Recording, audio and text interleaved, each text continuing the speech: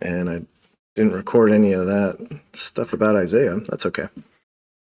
All right, so we've been talking about the lexical-syntactical analysis of whatever passage that you're studying. And so last time we talked about John 13, which was, man, there's just so much going on. And what I wanted to do there was just pull out some grammatical things which are really interesting, but helped me derive my interpretation of that passage. Like it came from the grammar of certain words. And it was like knowing that this is a participle, not a finite verb. It's like, and that participle, so Greek participles are super flexible. They can do lots and lots of things grammatically, but knowing that that's there and that it's like undergirding whatever the main verb in the sentence is doing, it's like you can see the structure of the sentence and then know that it's driving towards whatever the main verb is, but that it's being supported by this participle. And then there's all these phrases and clauses and stuff. And then it's like, then you get down to, and what's really interesting in that is like the narrative flow. It's like, it's almost like there's all these things that you need to know that Jesus knew and continued to know before he gets to the washing of the feet. And then it's like when all of those things, but when you're writing it and you're reading it, it's like one word has to come after the other, right? So it's not like I can just like snapshot, give you everything all at once in your mind. Oh, now you have this understanding. It has to be written out. And then you have to read it. And then you have, so it's like the way the participles are there, all of those things are the things that Jesus are knowing. And it drives him to wash his disciples' feet. And then that verb is the same verb that is used to talk about resurrection, and that is so cool. And John is amazing in how he wrote John 13. And then he commands us, I've done this for you, you ought to do it for each other. Like service, like this is how people will know that we're Christians, is how we love and serve one another. Like that's how people will know. And so if we're not actually loving and serving one another, are we Christian? Like, I thought Christ made a difference in our life. Like but he demonstrates that for his disciples. And it's like, then we did the cultural, it's just so good. But it was based on like knowing where the participles and the verbs and the prepositions were. That's what I wanted to show. Here are the resources. We've looked at a few of these by like going through different stuff, and I pulled up Logos and just, looked at different things. But what I want to look at today are the parts of speech. Yeah. Yeah. All right. Yeah. Nouns. Pronouns are popular these days. Right? Super relevant stuff. Yeah. Oh, not for the right reason. But no, nouns, pronouns, verbs, adjective, there's 8 or 9, or some people say 10 parts of speech. We're going to stick with 8 because it's a little bit simpler. You can get like really granular, like is it? Anyways, so a noun, right? How many of you guys think, oh, person, place, or thing? Yeah, exactly, right? Or an idea or a concept. That's a noun. So examples: dog, city, idea, happiness. What are some other examples of nouns? I say what? Love. Oh, okay. It can be a noun. It can be. It can also be a verb. Oh, love can be a verb. What are some other nouns? Say what? Food. Food. What kind of food? Chocolate. Donuts. In bed. Yeah, that's right. Salt, caramel, dark chocolate. Whoa, sea, salt, caramel, dark chocolate. Whoa, some of those are adjectives. That's right. Some of those. That's right. Sometimes. Yeah. Right. No. So sometimes they're called. They would be called a substantive or substantive. Sometimes adjectives can function as a noun. just kind of depends on how it's functioning within a sentence. So not far off. Yeah, nouns, pretty simple, right? It's the thing or the person. Oh, what's the Sunday school answer? There you go, God, Jesus, yeah. Noun. Noun. There you go. It's like, exactly, yeah. The Sunday school answer is like, Jesus. All right, pronouns. These are words that, so instead of using a noun over and over and over, it'd be like, Gerald did this, Gerald did that, Gerald thought this and therefore did this. It's like instead of saying Gerald, Gerald, Gerald, Gerald all the time, that gets really repetitive, and it's like you replace it with a pronoun, right? It replaces a noun. So he, she, it, they. Ooh, is that plural or singular? Yeah, right. There's a really funny joke. Oh gosh, this would probably get me. Anyways, the reason, yeah, there you go. I think I'm pretty sure it was a Dave Chappelle joke. So he was not so popular with some of the trans community because, anyways, he was talking. He's like, I was walking down the street and this guy came up to me. He's like, hey, you better watch out. You know, you're making those trans jokes and they're out to get you. And he's like, do you mean one person? More than one person, because they're out to get you. It's like, well, who's this they? Who's this they? Yeah. Anyways, but that's a play on, right? It's using pronouns, and there are certain times where using they as a singular can be appropriate in the English language. It was less, like now it's kind of blown up. It gets used more and more now as a singular, but even before, you know, this explosion, like it could refer to a singular. But he, she, it, they, him, her, those are all pronouns that are referring back to a noun. A verb, right? These are the action words. These are like what's happening, or a state of being, right? I was thinking. Like, am I doing something? Yes. Or what would be a state of being? I am peaceful. Yeah. So it's like, notice there's usually a to be verb in there somewhere. Peace. Right. But am is it's like the state of being. But then peaceful is an adverb. The adverb would describe would be qualifying the verb, which we'll get to adverbs in just a second. That's the next slide. All right. So examples. Yeah. Run, is, eat. Yeah. What would be some other verbs? Hit. Okay. Oh, kiss. Oh. Punch. Kiss. Oh, there you go. Wow. Yeah. Right. I love you so much. You see what you made me do? Well. All right, but right, action. So yeah, words that express action. So that's what made that one verb, like being risen. He went and washed his disciples' feet, and knowing that it was a passive verb, right? So if it's passive, then it's like receiving the action. Whatever the noun is in the sentence, that's is receiving the action of whatever the verb is, and in that case, it was to rise. And so Jesus, but he's the one receiving it, but he's receiving the action of being risen. Yeah, but it was also in the present tense, and so there's this kind of like it's happening right now, and it's like it's happening, right? It's going on. It's not like a snapshot. It's like, oh, this is happening right now. So it's like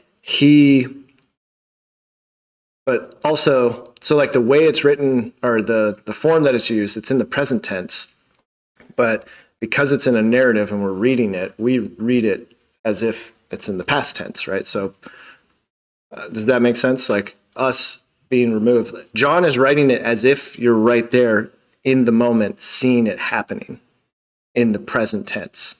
But as we read it as readers, it's not actually like it's like there's a past event. Does that make sense? Even though he used a present tense verb to describe the action. So Jesus is being raised up from the supper to wash his disciples' feet. And it's so cool. And it's but in the present tense, a new believer, it will be in the present tense because he said that the risen Savior right then. Yes. So yeah. At the moment of salvation, yeah, it is. Yes, for sure. Oh, for sure. And it has ongoing implications into the future, right? For sanctification. All right. Adjective, a word that describes a noun. So we already had a few of these, but you could say Gerald hit the ball, or you could say Gerald hit the big red ball.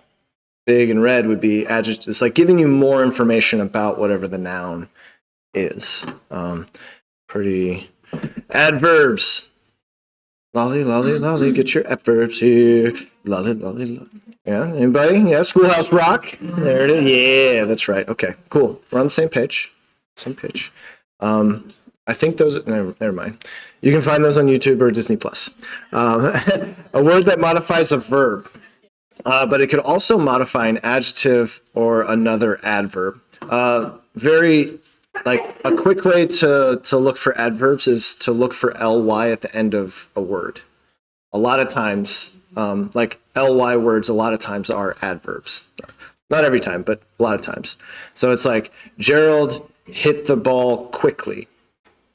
Like quickly is describing how Gerald hit the ball, right? Hit would be the verb, and then quickly would be modifying the verb. Yeah, the adverb would be modifying the verb. So yeah, loudly, like the music played loudly from so and so's car. Like okay, yeah, the ly adverb. Prepositions. So we've talked about these before, right? These are like the connective tissues in the sentence. That shows relationships between a noun, a pronoun, other words within the sentence. So on, in, at, to, from, upon. Say again?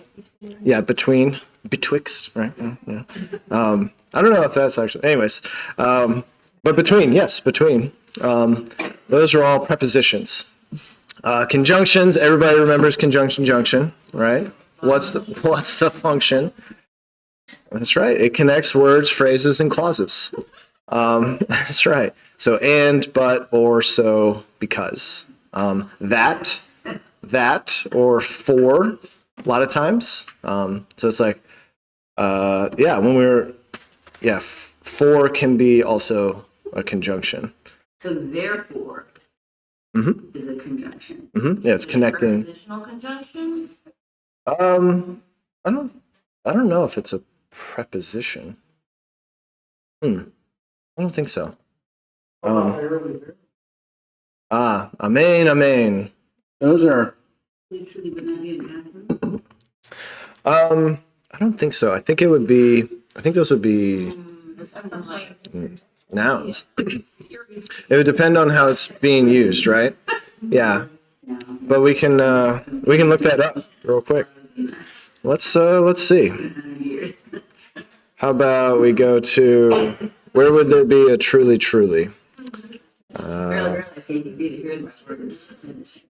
Matthew. Let's see, 5. Wait, does he say verily, verily here? 5:20. Okay. So danger of the judgment, or anger. Ooh, anger. We're gonna. Therefore, here we go. So therefore, yeah, conjunction. But truly, verily. Well, at least here's one. It is adverb. Yeah, truly. It does have an ly in the end. So not all ly words are adverbs, but usually they are, or they can be. But yeah, so this one is an adverb. What verb? Oh, it's modifying to say, of course. Yeah, truly I say. Yeah, that makes sense. All right. So in 524. John 524. Oh, John 5:24. Okay. Sorry. That's not a. That's John not an adverb. could be It's not. John 5. It's truly, yeah, verily, verily, or truly, truly. Nope, same thing. Or it's a, or no, it just says particle. Ooh, wonder why it's what? But what is it describe? What verb is he describing? The changing participle. Truly, truly. So not a participle, but a particle. His name is Truly, so it is an adverb. Truly, he is saying. Truly. Well, this one is saying it's a verb. Yeah, what is this? Not. Okay, so it's almost like a. Truly. Yeah. Oh, no, I knew that. It's just saying it's. It's not giving me anything. 25. research. Yeah, I'll have to look into Oh, that. there, verse 25. The next thing, same thing. Does this say the same thing? Yep, article. Let's see. The article. Oh, wait. All right, let's do word by word. 524. Come on, hotspot. 524. Yeah, give me the word by word. It's thinking. We'll give it a second. All right. So, yeah, we got conjunctions and then interjections. So sometimes, yeah, this would be like, "Wah!" That wasn't actually a word. That was just a noise, right? But yeah, words that express sudden emotion. Wow! Ouch! Hey! Hey, you! Get over here. Do this thing. All right. There's one more thing. So I wanted to look at. Here we go. Here's what we could do. You could look at a sentence, and then each word is a part of speech, right? And then an explanation for how that. This gets like really granular, and it's almost too much. This is like, oh, I'm losing the forest for the trees. But what really, because this is such a, like, this is probably one of the most quoted verses ever, right? For God so loved the world that he gave his only begotten Son, that whosoever believeth in him should not perish, but have everlasting life. And it's like, okay, cool. 4, we've got conjunction and preposition. It's, yeah. Noun is God, adverb, so. And that modifies love. It's like, to what extent did God love? Well, that's how it's an adverb. It's modifying the verb love, or loved. The is definite article. The world, that's the direct object of the verb. So what's receiving the action of the verb? The direct object. And the direct object is world. So this is all the grammar stuff in the background, how it's functioning. Then we have a dependent clause that gets started with that. That he, so subject of the clause, he gave. How did God love? Well, that dependent clause is going to give you more information about the verb, about how God loved. And so it's almost like God so loved the world. Okay, give me more information. Cool. Let me drop down and give you this dependent clause that gives you more information about how he loved. So, yeah, the subject of he gave, right? This is the main verb of this clause. So now we're in a different clause. Hopefully this will make a little bit more sense when we look at phrases and clauses. Yeah, well, kind of. Yeah, almost. So he gave his only begotten son, right? Direct object of gave. What did he give? So the giving like, again, there needs to be the direct object of the verb. In this case, it's going to be the giving part. Yeah, so in this clause, the verb is gave. What receives the giving, or what is the thing given, sorry, the Son. That, here's another dependent clause that gives even more information. Whosoever, right, the subject of the next clause, whosoever believes or believeth, is present tense. In, so here's your prepositional phrase, in him. So where do you have to place your belief? It needs to be in the Son. Should, right, not. This is an adverb modifying the verb perish. You're not going to perish, but here's a conjunction. So showing it's a disjunctive, so showing the like an opposite, and it joins having everlasting life and should not perish. So, but have everlasting life, and that everlasting is an adjective modifying the noun life. That's a ton of information. Here's how it breaks down in phrases and clauses. The main thing, God so loved the world. That's the main verb. That's what's going on. That's the main idea. Dependent clause 1, that he gave his only begotten Son. This explains how God loved the world, right?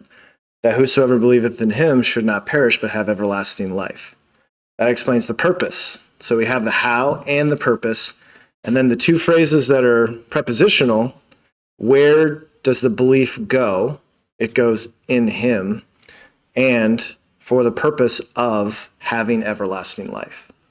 Like all of that is all, like the background grammar, and you could, you write your essay on how all those things are fitting together. And then prepositions and their relationships. In him modifies believeth, tells where the belief is directed, and then is functioning, this at the very beginning is functioning like a conjunction. All right, so the main idea, God loved the world. The two that clauses give you more information. Those are dependent clauses. What God did, he gave his Son, and why he did it, so that way we could have everlasting life. The in him shows where this belief is placed, and the but shows contrasting outcomes, not to perish, but have everlasting life. And so, like, knowing that that's how that's structured, it's like you could, like, if you were to break this down into, like, how would I teach this or preach this? If I was going to, let's say I wanted to teach Evelyn and Emma about this verse, I could talk about the purpose, like the how and the why of God's plan of salvation, right? It'd be like, what did God, like, what's the main verb? What's the main idea? God loves the world. So that's true. Okay. How did he do it? And what result, like what purpose was it for? It's like, cool. And I know this is all like, you're probably thinking, yeah, everybody knows this, right? But not everybody knows this, right? Not everybody knows this. Or it's a good reminder. Or if you're teaching someone, or if you're discipling someone, they probably don't know this, right? Mm-hmm. Yes. So, yeah, seeing where phrases and clauses and how they fit together, it's like, oh, okay. I picked a very familiar verse on purpose because you're already very familiar with it. But seeing kind of the background stuff, it's like, oh, okay, cool. I can see how that works. But this also, like, it breaks down into almost your points for some kind of teaching or maybe even preaching. Right? It breaks it down right there. And then you could break those out. It's like what God did, he gave his Son. And you could just spend some time talking about maybe the history of salvation, how all of these types in the Old Testament point towards Christ's coming, right? God ultimately gave his Son for our salvation, but there were these foreshadowings in the Old Testament that pointed towards what God was going to do. What was he going to do? He was going to give his Son. That's how God loves, like he's always loved humanity. And he's demonstrated that throughout history. And all of these are foreshadowings towards his ultimate demonstration of love by giving his son. And you could go to other New Testament passages that talk about the same idea, about God giving his son. And then it's like, but why did he do that? Why? It's like, so people won't die, but live forever. And it's like, that's the purpose. That's what God has been trying to do from the very beginning, right? And it's like, well, how do you get on board with this? Well, it's in him. You got to place your faith in him, right? Christ is the one. And like, boom, it's right there. Be angry and sin not. Ephesians 4. So there's like three sentences. They're like really small, but they're all here. We'll look at this one next time. All right, let's